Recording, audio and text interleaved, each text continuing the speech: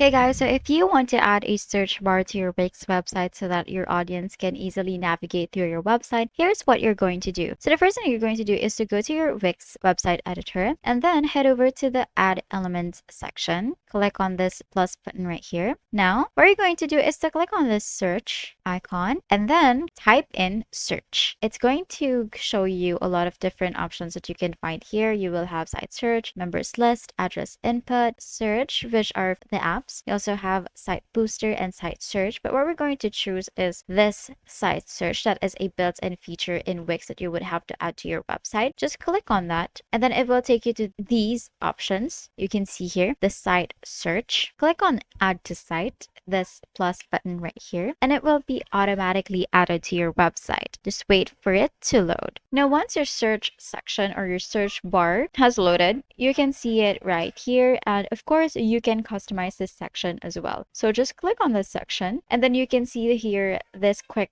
edit button. Just click on that and then it will take you to this side panel right here with the content and the layout options. So the first thing, you can change the section background of your search result. You can just click on change and it will take you to this background editor. You can choose anything that you want that suits your website best, but since I love to be minimalist about my website, I will just choose this one just to have that continuity or flow of my website. And then you can also change the search results right here. You can also head over to the layout and it's going to prompt you to add a section so that you will have different options or like different sections for this website and it's going to be more organized. But I think we're going to skip on that because it's not very important. What you need to know how to select a section background for this one just to set it apart from the rest of your website. And then you can also change the title like I said. Now click on settings. This is where you find your search settings and then it's going to open this dialog box right here that you can resize anytime you want. You will find here the main, the settings, display layout, and design. You can head over to manage settings and then here you can toggle these on and off whether you want your audience to see the blog posts or other pages as well. You can also choose to show hidden pages or your SEO and then you can also reorder this right here. As you can see here, these are the two pages shown at the top of our search results. And then you can also change the display. You can show search bar and results page, which is our main objective. So if you toggle this off, it won't be seen. As you can see, the search bar is gone, but since this is what we need, let's toggle it on.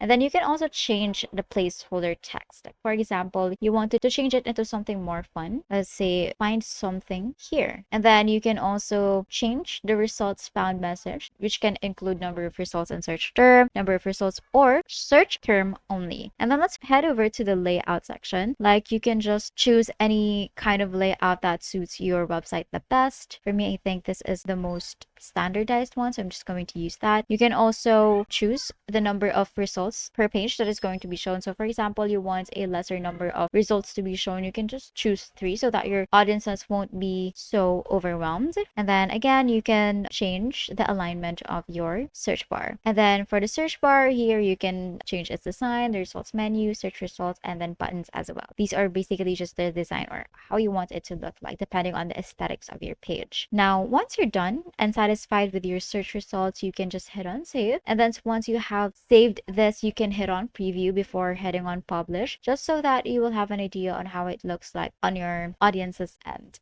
So once you're done and satisfied, if you think that it is smooth and doesn't cause any lag and it looks great, you can just hit on publish and it will be published to your website. And that's it.